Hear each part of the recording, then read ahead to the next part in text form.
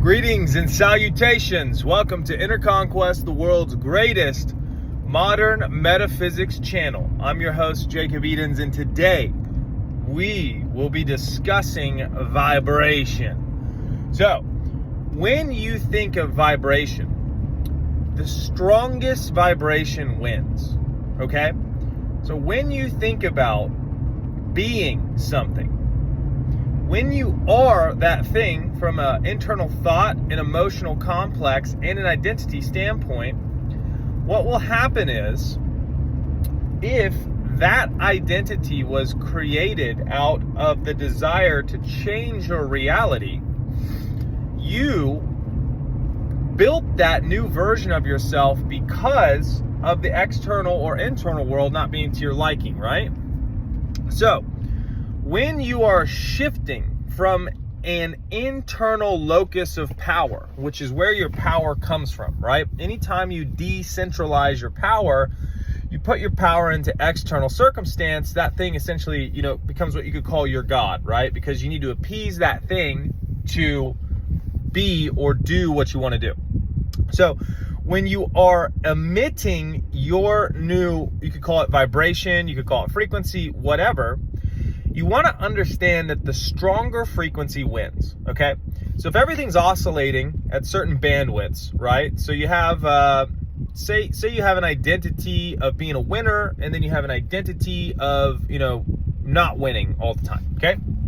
So you went from not winning to being a winner.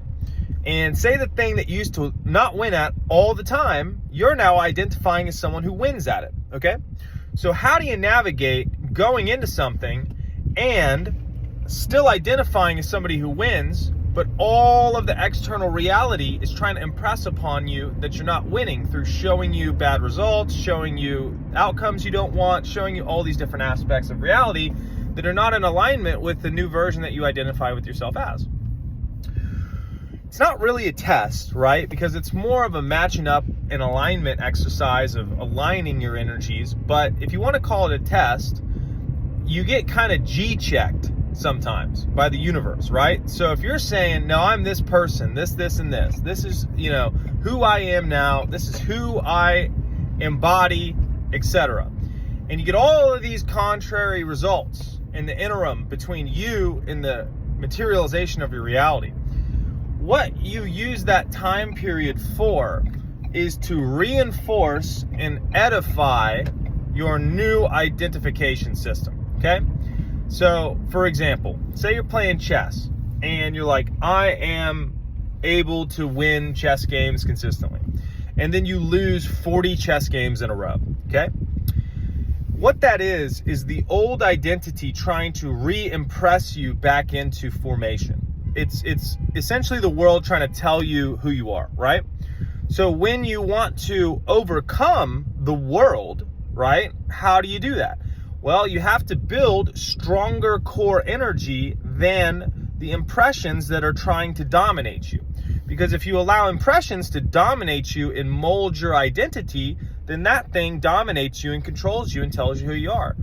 I'm rich, but my bank account says this, so I guess I'm not rich. See how you disempower yourself to a external reverberative materialization that's a reflection of your past identity, which in of itself doesn't have power, but is only a receipt, if you will, of the state that you have inhabited in the past.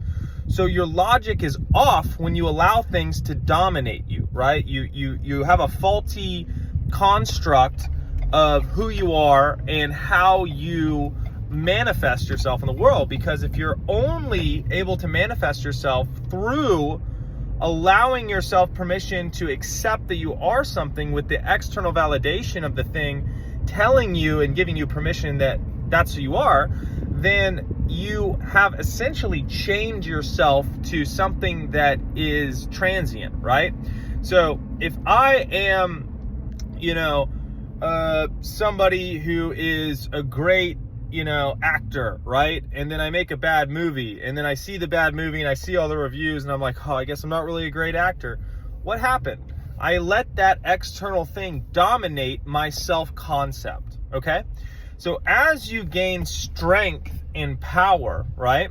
Through knowledge and awareness, you understand that if something external is trying to dominate you, if you allow that thing to dominate you, it will be your master 100% of the time. It will fuck you up, for lack of a better term. It will make you its bitch. It will shape you into what it wants you to be, okay? And it doesn't even have a consciousness. It's just a reverberative, latent thing that you placed importance and power on. So a lot of times it's more about decreasing the importance and power of our previous manifestations and a lot more disidentification with them than it really is about overcoming them. But additionally, when you're in environments that are trying to tell you something about yourself, you always have the last say, and you always have the ability to stand firm in conviction, gnosis, and persistence of things being the way that you want, regardless of external circumstance, right? It's like if you're in the slums of Brazil and you're like, I'm going to be a millionaire. I'm a millionaire. That's who I am. I'm rich. I don't have to deal with this anymore. I'm rich, right? And then you have your auntie, and then you have, the slumlord come over, and then you have all of these people come over, and they're like, no, you're not. You'll always be poor. You're always going to be trash, right? Slumdog Millionaire style. The only way you overcome that is through your internal conviction of saying, nope, that's not me, I'm this. Nope, that's not me, I'm this. Nope, that's not me, I'm this. And nobody gives a fuck, and nobody validates you until you're the guy who made it out of the slums. Right? So a lot of it is about that internal conviction and power that you have in yourself and accessing that power and holding fast in the face of all opposition, right? You're a bulwark. You're just sitting there in your identity, refusing to accept evidence that is contrary to that because you understand how your mind works, right? Is based off of impressions. So you can either impress and program yourself, or you can be impressed and programmed by external things, right? So if you have a trauma, right, something external hits you, leaves an impression in your vibration, and tries to dominate you. You can either accept that that thing has dominated you and make it a core part of your identity, which then has to be reflected, or you can say, nope, that's not me, and push the impression out and reform your structure, okay? So anything that is trying to invade or intercede or try and manipulate you, whether it be a thought, an emotion, or external circumstance, right? This happens a lot with SP stuff. I am in a great relationship with this person. F you. But wait, I already stated that we're in a great relationship. Why is this happening? Oh no, it didn't work. See how you just caved? You just faltered. You just let it dominate you, right? So a lot of power manifestation is just becoming indomitable. You have to become solid, right? If you build your house on sand, it's going to wash away all the time. So understanding that there is, from an educational standpoint, an aspect of you that doesn't give a fuck, that is assured, that is certain, that is able to withstand everything, is better categorized as the second aspect of your mind, which is Andrew, right? Remember, there's 12 different distinct qualities of mind, this Neville Goddard type stuff. So number one, Simon Peter, the rock, only hears what you want to hear, doesn't allow unwanted impression. Andrew, the second quality, is able to sit in the wish fulfilled. That's sitting in the Garden of Gethsemane, right? You sit in that wish fulfilled, you hear all the noise around you, but you're super Zen Buddhist samurai monk warrior type, cat. You're sitting there, you don't care what's happening externally because you've already decided who you are. So you understand that everything around you is just a reorchestration of trying to show you your identity. And if you persisted in an old identity, you've had a lot of awareness on things from that identity. So a lot of things pop up as an opportunity for you to retract your awareness from them and refocus it on the new version that you want to be, right? And as you gain strength, you realize that nothing external to you can dominate you unless you give it permission and or believe in it, right? What is a belief? A repeated thought without contradictory energy that you accept as true, right? So anything that you believe can hurt you or overcome you has the power to hurt you and overcome you. So as you step into more powerful versions of yourself, things that you used to believe had power over you and that could hurt you will work to try and showcase you where your thought processes and weaknesses are.